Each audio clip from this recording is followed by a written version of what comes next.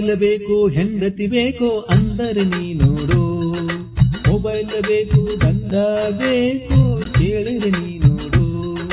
ಹೆಂಡತಿನ ಬಿಡ್ತಾರೋ ಅವರು ಗಂಡನ ಬಿಡ್ತಾರೋ, ಗಂಡನ ಬಿಡ್ತಾರೋ ಇವರು ಹೆಂಡತಿನ ಬಿಡ್ತಾರೋ, ಬಿಡ್ತಾರೋ